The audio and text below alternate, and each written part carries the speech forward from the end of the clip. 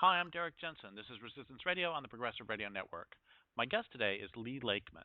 She has spent her adult life working against violence against women and continues to do so past retirement. She worked in the earliest rape crisis center since 1973 and raised a son on her own to adulthood. So, first, I would like to thank you for your work, and second, I would like to thank you for being on the program. You're very welcome. Um, so, the first question is, as we said, you opened one of the first women's shelters in Canada and have spent decades fighting male violence against women. That's right. So you write, these politics are as deeply personal as any other love. So, your love is very obvious in your life's work. But A, can you talk about the relationship between love and activism? And B, can you talk about your deeply personal reasons for choosing the politics that you have? Sure. Well, when I was first active, I was studying journalism actually in Toronto, and got pregnant through a foreign student, African man, and so suddenly I was in the situation of confronting the adult problems of women in Canada, and I knew I couldn't continue studies. There was no childcare at that point. There was no supports for somebody in my position. And in fact, I didn't even know that welfare existed. I'd grown up in a sort of modestly middle-class family, but I wouldn't know how to get welfare. But I did figure out how to survive. I withdrew from school, but I began to suddenly have to confront all the things that women are up against, and particularly women who've broken any of the rules. For instance, by getting pregnant without a man to whom I was married or with whom I was partners. And so that sort of sharpened me up. And then within a couple of years, I had run into this situation. I was living in a co-op house, and my woman friend told me about a woman who had no place to go, and when I said, we had a spare room, we could take her, my friend told me, well, she's not the only one. This is a regular occurrence that women are getting hit and have nowhere to go. So pretty quickly, my friends moved out of the co-op house, and I began to fill up the co-op house with women who were escaping abusive men, and that's kind of how I got into it. So there was never really any separation for me between what I was personally involved in and trying to do and what the movement was beginning to invent. We didn't even have words like transition house at that point, but quickly that's what we were doing. And about love, I think it's important to say that this is not an impersonal politics, that I was sharing a house with women, so I was sharing parenting with women, short term at least, because I was there with my child. And gradually I realized that the closest relationships in my life were the women I was working with, who began to become a team to make that house and since then other houses and other centers work. So there was those bonds, but there were also bonds between me and the women who were calling, and they're probably the strongest bonds of my life. So I'm thinking about what you said about how there really wasn't an infrastructure in place, and how something I've said often over the years, over the decades, is that my father was extremely violent. He broke my sister's arm. My brother has epilepsy from blows to the head. He raped my sister, my mother, and me. And one of the reasons that my mother didn't leave is because there weren't battered women's shelters in the 1950s and 60s. And that's right, there weren't. What? I'm amazed you're here to talk about it, and glad you're talking about it. Excuse me. It's extraordinary to me. Or I guess not extraordinary. It's part of patriarchy, but what options were there really None. for women? There were, well, in one sense, there were none. What's true is that informally, women took each other in and always have, but it became increasingly difficult to do so in the post-war years. People were living in smaller and smaller units, not the big old farmhouse anymore, or even the big old city house. there wasn't room to take in your sister or your friend and her children. So that began to create the need for us to find another way to collectivize our responses. But I think it's also true that the whole economic conditions after the Second World War were changing. Whole families were migrating. The people were moving from the country to the city. A lot of things were changing, and it created the necessity for us to figure out some way to support each other. And at the same time, women were kind of catching on to the structure of patriarchy. So as we tried out these strategies, let's keep a back room in the women's center and gradually gets over full, or let's use Lee's house and we'll gather women there. We never imagined how many there were. We never imagined it for a minute. And until we had central centers in which women could hide and gather, we didn't know how many there were. There was no count of who goes to police. There's no count of how much violence against women there actually is, except in the shelters and in the rape crisis centers. There's two directions I want to go with this. One of them is Sure. that I've known peripherally. I haven't known them very well, but peripherally in my life, I've known several women who, back in the 50s and 60s and early 70s, were part of explicit underground railroads. Yeah. Do you want to talk about that at all while I try to remember what the second thing was? Oh, the second thing is this line that I read about incest, but is, I think, true to this too, which is when you're talking about how people were surprised at how many, or some people were surprised at how many women needed this help. There's this great line about incest where it says incest is not really a taboo. What is a taboo is talking about the incest that is happening a lot. That's exactly right. And so that's exactly right. So can you go those Sure. two questions in whatever order you want? Sure. So in 73, really 72, 73, 74, centers were opening across North America, also in England.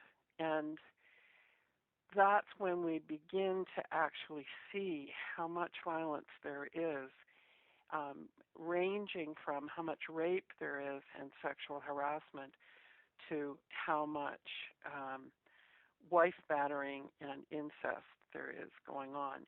And they're all interlocked, of course. So as we begin to open shelters, you notice that there's a number of women who are small, frail, blonde, who come just as their girl children are hitting intimacy, because the men that they're partnered with are beginning to move their predatory behavior from the women they married to their daughters. And it's the same, they just move, they keep the fantasy woman in their head and they move it to the younger and younger women. So we see the incest because we're responding to the wife assault. And the same is true on sexual harassment. The thing is that if it's the boss who was harassing you, raping you, or threatening you with rape, you might not need the housing of the transition house, but you do need the solidarity and the connection to other women. And part of what women figured out is that we could think better if we were in groups. That's really part of what happened, that as soon as we got into either women's centers or transition houses or rape crisis centers, all of a sudden we found ourselves able to find language to describe what was happening to us, and being able to notice our own passive language, or notice that if we were together, we could say it more clearly, or we could identify more clearly what was happening. And once you can do that, you're much freer to act. So those centers became places to hide, but also places to gather steam, and from which you could act as a group or as an individual. So this makes me think of a study I heard, and and let me know if this is off base or not, that Hmm. it's it was called the second voice idea. And what they did for an experiment is they had um, a bunch of people thought they were waiting in a waiting room, but the truth is they're part of the psychological experiment.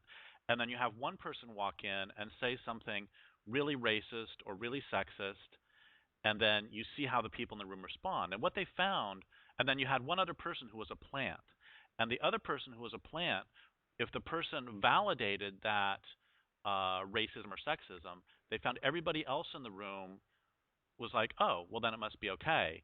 But if the second person challenged them on it, challenged the original offensive statement, then everybody else in the room, that the second voice was in some ways even more important than the first voice. And I'm just thinking about, in terms of especially something like abuse, where the victim is being gaslighted, how incredibly important it can be to just have somebody else say, "Hey, that's really crazy. What happened to you? That shouldn't happen."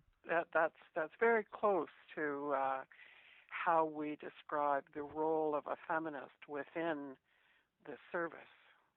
So it matters very much how I respond when a woman calls the Rape Crisis Center. I have a partner in that work. There'll be a senior woman as well as a more junior woman responding to the caller. But it's absolutely the role of the feminist to be conscious in how she responds to what she's being told. So, for instance, a professional psychologist or mental health worker might respond by muting their own emotional and political intellectual response to the violence because they think that's important in the job they're doing. But a feminist needs to respond by saying, I'm appalled. I'm appalled at what's happening, and I'm worried for you. Are you safe? Can I get you safe? Could you come and be safe while you think about what to do? It's a much more emotionally and intellectually connected response to what is appalling, dangerous behavior. And when you get that response from someone, it's easier to ground your own fears and your own worries about what to do. You know, you're getting reinforced for it. But the analogy that you put forward is also a bit wrong in that there's no outsider in the situation that we're experiencing. So it's much more the Paulo Freire conception in that if you put people together who are sharing the same experience, as long as one of you makes the effort to articulate what's going on, it's more possible for the others to articulate. And so what you're looking for is to find common language so that you can begin to act in common. So we're not in a waiting room. It's the fundamental of our lives. We're actually living isolated from each other, and when we can break that isolation by being together and one of us telling the truth first, it's much more possible for the others to tell the truth. You know, this also reminds me of R.D. Laing's Three Rules of a Dysfunctional Family. And R.D. Laing was such an abusive jerk, and he articulated so much of the abuse process really well. Yeah. But anyway, leaving that aside, you have the three rules of a dysfunctional family are: Rule A is don't, Rule A1 is Rule A does not exist, and Rule A2 is never discuss the existence or non-existence of rules A, A1, or A2. Exactly. Yeah, that's right. So, if part of what we're saying is the family structure is burying the woman, and when we can make the social experience that she's having more about community and less about family, then we begin to get toward a movement.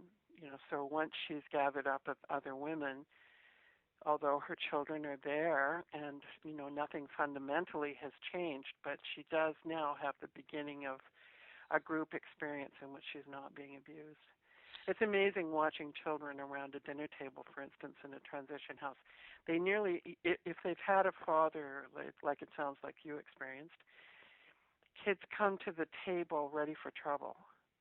They know there's going to be trouble. It's always trouble. And so they're hyped up, and they got all their defenses ready, which is either silence or to have a fit or something. And in fact, they're disconcerted by the fact that there is no bad guy in the house. Hmm. And so it takes a little cleverness on the part of the women at the table to get kids through a couple of meals where it's peaceful and pleasant and the kids have a good time.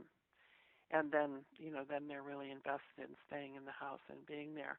But at first they don't know what to do with it because it's a site of trouble for them. Yeah. Two things. One is that a specific memory I have when I was a kid was my father leaping over the table to beat and to chase and beat my brother. And Right. what I did, I specifically remember, is I continued to eat because that's what you do at the table. And you Yeah. don't. I Yeah, horrible. said that rape crisis centers and transition houses have been significant collective social change agents. Yes. And you've I think been making clear what that means through the conversation so far, but can you be really explicit about, Yeah. even more explicit than you have been about that? Yeah. I'm trying to write about it now, actually, and it's hard because not very many other people have. But I think most people think of transition houses and rape crisis centers as kind of low-rent social work, or as, at very least, as a service delivery model.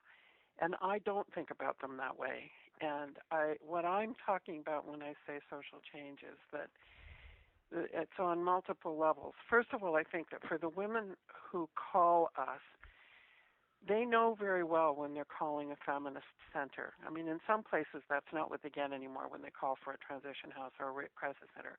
But there's still a fundamental notion that women have that they're calling other women, and they're calling because of a gigantic social problem in which they're caught up. So they are thinking about the individual man who attacked them, but they're also thinking there's a whole thing going on here, and I'm part of this whole thing. And they call feminists on purpose, knowing that we're not government, and knowing that we're not the law exactly, although we use the law sometimes, and knowing that we have made some kind of promise that they understand about confidentiality, about being part of a team, about responding to each other. So they expect me to understand in a way that a social worker doesn't, and in a way that a policeman doesn't, and that's my job, to understand in that way. And the first thing that a good rape crisis center does is make that a group. So instead of her calling a counselor or even an uncredentialed counselor, what she gets is a worker, somebody who identifies herself as an anti-violence worker. And usually that woman also has a partner. So the first thing that happens is it's not a one-to-one relationship, it's you're entering a small group relationship. And then if you're really good at it, and you stick to the original principles, you begin to do consciousness raising work right away in that small group. And by that I mean that the two workers are not hiding their lives. They're also responding to her saying, yeah, I get it, and or saying, some of this has happened to me, that's why I get it, or I'm afraid of the same things as you, that's part of why I get it. And I'm not telling you that I know more than you because I took a bunch of courses. I'm telling you that I'm willing to be an ally to you in trying to solve this problem, and I'm one of the people who's not in crisis right now.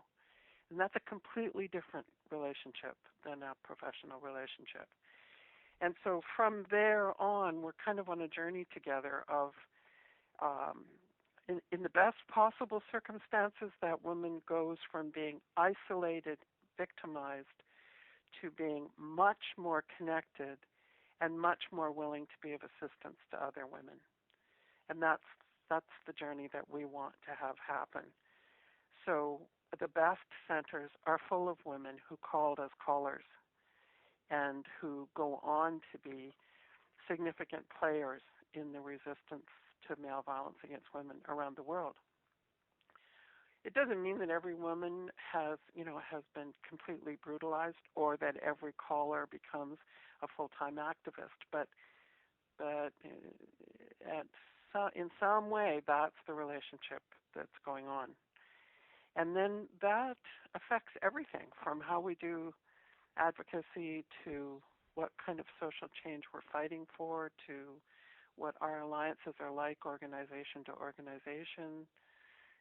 And we are creating a whole wing of the independent women's movement that way. A couple things. One of them is that it sounds like the language that I've heard from both Robert J. Lifton and Judith Herman about this is that you are part of the hope is that not only can you help women to become safe, you can help them to find a survivor mission, to use their language. Yep. And the second thing is what is the social change that you are attempting to bring about on the larger scale? Can you talk about that explicitly? Sure. This too, I don't think is written about enough. There's no question that those who invented rape crisis centers and transition houses were feminists.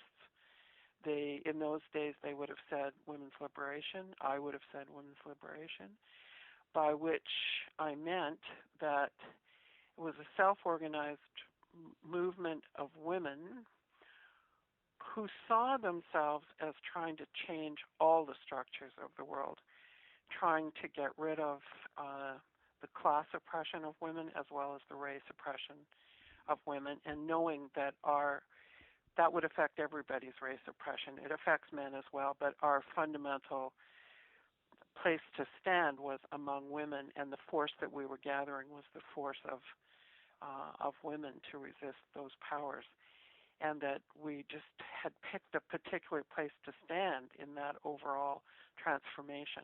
So I, for instance, think it's ridiculous to talk about a right-wing feminist. I don't think there's any such thing, and there's no possibility of being willingly racist feminist.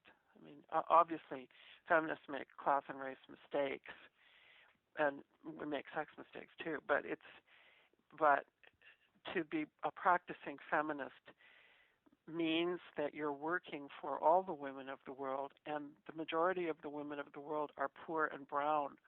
So you can't be a serious feminist unless you're taking on the issues of race and class divisions in the world and of what is holding women down. And I'm clearly saying that violence against women, more and more it's clear that violence against women is a repressive force. It prevents women's self-activism, not just on the individual level, but on the whole societal level. And you can see it now around the world that as women are self-organizing internationally, they almost always express themselves as taking on violence against women as well as taking on poverty. Why I'm sorry if this is a stupid question, but how could someone think that violence against women was not a force, was not an attempt? Yeah. I don't understand why that is. It's great you're articulating it, but I don't understand why that even has to be articulated. It seems so obvious. Because the majority of those who are talking about violence against women are not revolutionaries. And what they do is talk about it as a series of incidents or a series of a limited number of bad guys. And in either case, you get the wrong picture overall. So what we're saying is violence against women is a force that is made up of the individual behavior of individual men, but it's made up of more than that too. And that overall force affects all women, not just the women who are actually beaten, because it's there as a threat against all women. And that threat benefits all men. Whether or not men want it to, it does. And so if you're a serious fighter against capitalism or class oppression, you would understand that it's not the behavior just of individual capitalists that you're attacking. You're attacking the whole thing. And it's the same with violence against women. Violence against women is like a right-wing death squad. It functions for the dictator. It functions for the system, even if no one's actively directing it. And believe me, they often are actively directing it. Well, Is that clearer? Oh yeah. It's the thing. I completely agree with you. And the thing Yeah, that I'm having that I guess I've always had a hard time with is yeah, understanding how people could not understand that, because we understand that when yeah, there was a public lynching in 1872, right, that the target was not merely the individual uh, the individual who was killed for not accepting the low price on his cotton, but right, instead was his neighbors. exactly. And I don't understand why we have such a hard time understanding that when it comes um, to Women. lynching. But Yeah, I mean, easy time understanding on lynching, but a hard time understanding it when we watch Dr. Zhivago and you see Evgrav, the character, starts to rape Lara, and by the end of the scene, she's pushing him away, and by the end of the scene, she's pulling him close. I don't understand how yeah, we yeah, can't see that as yeah, propaganda, yeah. or on a large Well, scale. Once, there's pretty big machinery working on making sure that most people don't get it. I think in some ways the normalcy of the oppression of women hides it. In some ways the normalcy of violence against women is hidden from us, but also hides the systemic nature of the oppression. And people do have a hard time seeing it. And in my, when I was living through the 70s, there was so much great talk about it that it was more possible to see. It's harder again now to see. We're so much more encouraged to see ourselves as individual and not part of groups, and it's so much harder to hold a coherent view of the world and see the systems of power that are in place. It's just a lot harder now. yeah, I've talked to Gail Dines about. She and I have thrown out the idea of doing a book on how neoliberalism has destroyed radical Oh, movements. yes, yes, yes. Because it's also true in the environmental movement. This is true across the Sure, board. sure. Um, let's back up a little ways. We're talking about men's violence against women, and we sort of skipped a little bit the Underground Railroad thing, and we Sure. talked around it, but I guess can you to bring home? Sorry, I shouldn't use that phrase, but to talk about the what are the figures on when a woman tries to leave an abusive partner? What is it? 7 times more likely she'll be killed. What's the? I don't remember the number. It is a lot higher. That's fairly recent news, like the last few years, the last 10 years maybe. We know now that for about 18 months after she succeeds at leaving him, she's in danger. But she's obviously in a great deal more danger than usual between when she first thinks of leaving and when she actually succeeds in getting away and getting through that 18 months.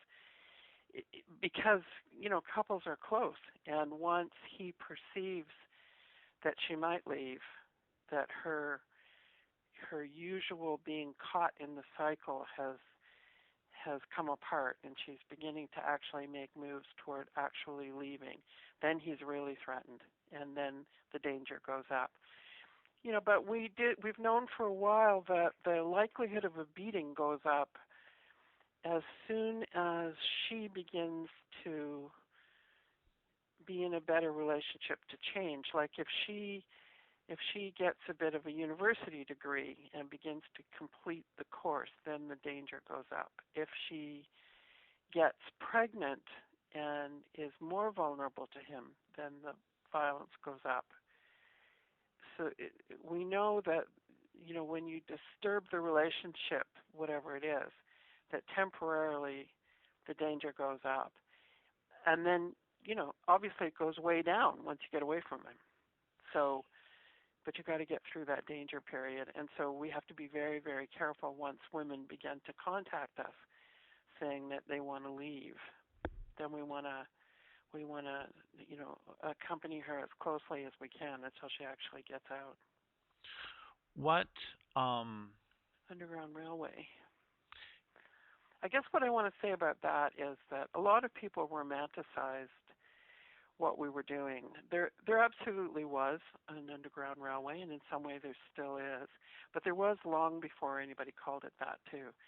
As soon as transition houses existed, even women's centers, which preceded them a bit, women hid each other.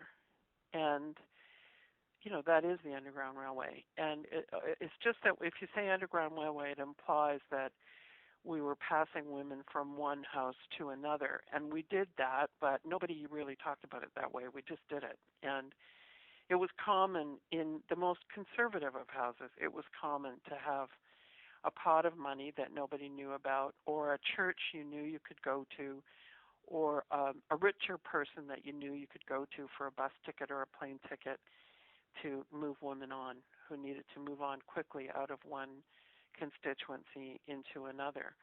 And I've always said, and more as things went on, that you can't have law students working in transition houses, for instance, because it's just a requirement of working in transition houses that you're willing to break the law. It's just a basic requirement. You have to be able to take women who don't have papers. You have to be willing to take women who have wrong-headed court orders. You have to be willing, I've had women tell me they killed their husbands, and I was not about to turn them in. And, I don't know whether those murders actually occurred or not, and I didn't need to know. I needed to know that this woman was escaping abuse and that the world was not a safe or fair place for her, and my job was to stick with her until she and her kids could get safe. So, but I'm not exceptional about that. I'm just exceptional in that I blab about it. And lots of women were doing quite dangerous interventions to stay in solidarity with women who needed help. I have so much respect and admiration for what you're saying, and I have had tears in my eyes through most of this interview. And at the same time, what does it mean when we even have to talk about the fact that women need to escape from the fathers of their children, that women need that this is even necessary, that it's completely appalling to me that your work is necessary. Yeah, me too. But it's appalling to me that racism, included lynching. It's appalling to me that workers are killed on the job or are left without protections on the job or are poisoned and used up on the job. I mean, it's a basic horrific fact of the inequalities. So I want to read you a quote from, you won the Gandhi Day Award in 2013. Mm-hmm. And this is a fairly long quote from you from your acceptance speech. And I'm wondering if I can read the quote and then ask you a couple questions about it. Sure. And you said, religious and metaphysical influences 100 years ago led Gandhi to believe that he personally embodied the struggle to the extent that he believed that his mastery over his own violent impulses, his own sexuality, his hungers, even over his own wish to live, could, in and of itself, influence the struggle for Indian independence.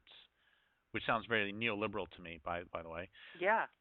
He believed that his worthiness at some level would make it so. Women, too, sometimes twist and contort, trying to make believe that enduring men's blows is saintly, that being good enough will end the blows. And that's something every abused child understands, is that if you're just good enough, you won't get hit, of course. But it's nonsense. There is no evidence for martyrdom. Men stop when someone stops them, or women escape. And to escape, women often leave, relinquish home, job, street, community, even children to make the bullying or violence end. What are we to do? What authority on earth above it, or above it, will intervene on our behalf? Women, each in our own house, office, and street, perceive the injustice of women's depressed status and all the violence against women. We share a righteous collective longing and ambition to end it. How can we stop tolerating our individual punishment for disobedience to the rule of patriarchy? What mass, nonviolent civil disobedience shall we construct to end it? And so my question is, do you have an answer to these questions? And especially, Yeah. what actions women could take globally to end the rule of men? Well, this brings us back to hedges, of course. I was writing that knowing that I was talking to a group of people who had invented the Gandhi Award and who I thought were likely to be very, very attached to nonviolent resistance. And while I admire that, I was trying to challenge them that I don't know what nonviolence there is for women as a group to be adhering to. And, they're giving me this award because they're kind of sanctifying me.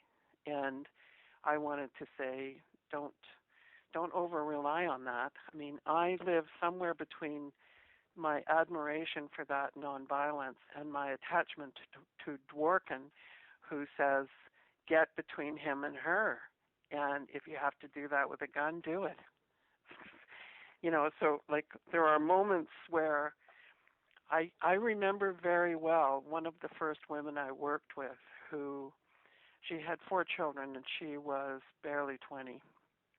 And her oldest child was at that point 5 or 6. And I could see that the little girl was damaged. And I took her to a special testing outfit and a good institution in the town I was working in. And the little girl's name is Tina. And they told us in the interview after the testings were completed that Tina was damaged, that her ears were blocked and her vision had gone blurry, and they believed that that was in part because she wanted not to hear and not to see what was going on in her household. And I found it absolutely crushing and heartbreaking. But there I was supposed to be the one who was not in crisis and get this woman out of the appointment back home. So I was driving her, and all I could think of was, dear God, don't let this man step in front of me. If he steps in front of me, I'll kill him. Because I knew this child was now retarded to some extent, for the rest of her life. And it was because of this very human response of not being able to bear her mother being terrorized. And so I don't say nonviolence does it. If there was a great nonviolent strategy, I'd do it. To the extent that I can see one, I'm doing it. Help the women escape, help the women cohere into a movement, make the rest of our movement listen to these women and listen to what I've learned over the years, and stand up to the men who are supposed to hold other men accountable, the men who can teach other men humanity, and demand it. Demand it from the left, who still undervalue women's oppression, and demand it from everyone. And those are the strategies I can see, so those are the ones I do. But there are real moments where it's hard not to just beat some guy up or order his execution. I've never supported law and order initiatives. I do support the rule of law, but not supporting right-wing law and order initiatives, because it seems to me those always backfire against the women and against people in general. So there's no hope in them. But otherwise, I just kind of, live with the contradiction and keep moving forward as much as I can. I want to sort of, we've got like 5 minutes left, and that's time to wind down. But I actually have a non-wind down question. Okay. Which is that sometimes my mom is 83, and she really enjoys watching like true crime shows on TV. So I watch those with her, and quite often they will be some guy who killed his wife because she wanted to get a divorce. And Right. we talked about this, and my mom experienced this too. That my father tried to push her out of a moving car at 60 Right. when they Right. were getting divorced. I mean, that's Right. just ho hum routine at this point. Um, it's this is what happens, and I always say to her, "Good grief, why doesn't I mean, if they're not happy, why doesn't he just let her get a divorce?" And then my mom will every time give me this look like, you know, and she'll Yeah. say, "The problem is not that he wants to be with her necessarily. The problem is he can't lose." That's very close. I think that too. That uh, uh, they are actually very dependent figures. That being the abuser does not make you stronger, and exercising tyranny doesn't make you stronger as an individual. It makes you increasingly dependent on those you can tyrannize. It's a funny fact. It's a fact in racism. It's a fact in class politics, and it's a fact in women's liberation politics. Your mother's right that he can't bear the thought of losing her. It makes him crazy, and it relinquishes his own strength and his own independence to continue to colonize her, for lack of a better metaphor. Just like empires uh,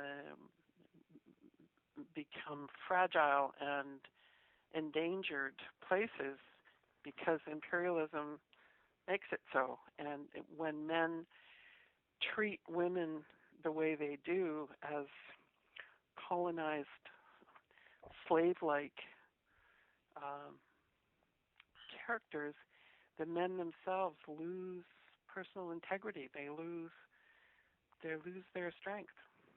Well, really, in many ways, this is the question that started all of my work when I was a kid. Is that I didn't have this language, but I was asking, if my father's behavior isn't making him happy, why is he doing it? And Right. that because it was very clear to me that he was losing the relationships with his children. I mean, losing real Absolutely. relationships, um, and losing all sorts of things. And what he was gaining, of course, was victories over everybody. And also, he didn't have to do the dishes. There's a real tangible sort Yes. of material gain that comes about too. Yeah. Yeah. He gains labor. He does gain slaves, and he also gains access to her as a sexual being, um, and access over his children, and often sexual access over his children, which means he doesn't have to ask. He doesn't have to live up to ordinary human requirements. And that's what I really think that male psychology is such that no man thinks that he's living up to the version of masculinity that he's supposed to be living up to. So he cheats by bluffing, conning, or brutalizing. And the irony of the thing is the more you con and cheat and brutalize, the more you are not living up to anybody's version of how to be a human being, never mind a male human being. So I think my last major question I would like to quote back something else that you've written and then Hmm. ask you about it. You say there is no need for the work of breaking the silence, as we used to call it, or for making them understand, as some still fall into saying. Which, by the way, I also want to mention you're a very elegant writer as well as everything else. Thank you. Um, they get it. Every authority gets it. If they don't, it's because they don't want to. Our tactics and strategies must now shift to reflect that documented reality. So first, unpack that sentence for us, and then in the couple minutes left, what tactics and strategies do you think the feminist movement should consider moving forward? Right. What do you think So, we should do? Is the question. well, I do think we should stop wasting any time on thinking that the problem is we have to educate authorities, not the individual men on the whole, and absolutely not the authorities, meaning not the police, not the schools, not the governments. It's absolute nonsense. They know. They know violence against women exists. They know who's responsible for it, and they know that they're not coping with it. So what I say is we have to make more strategic decisions about what we've got that we can withhold, what we've got that we can interfere with, that will jam the machinery of government, of capitalism, and of male supremacy, jam it in any way we can to make demands on the system. And that's hard to do, and it takes constant thinking because the machinery readjusts itself all the time. So, but it's not impossible. And I do think if we withdraw the energy from all the waste, that goes into pretending we're going to educate the authorities to stop abusing women, we'd have that energy to work with to plan and strategize. Right now, I'm about to go off to a conference that a provincial government is holding, where they're about to spend a whole lot of money on services.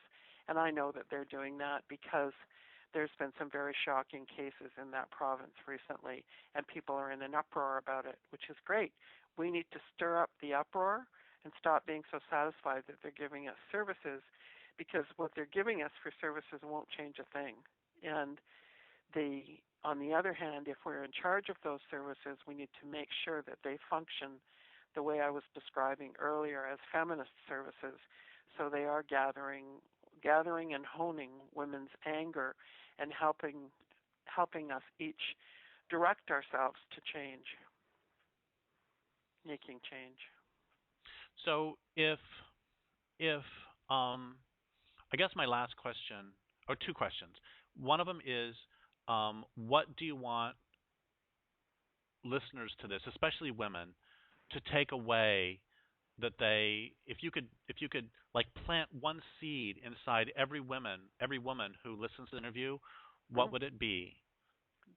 Demand your equal status in any of the groups you're in and exercise it when you've got it.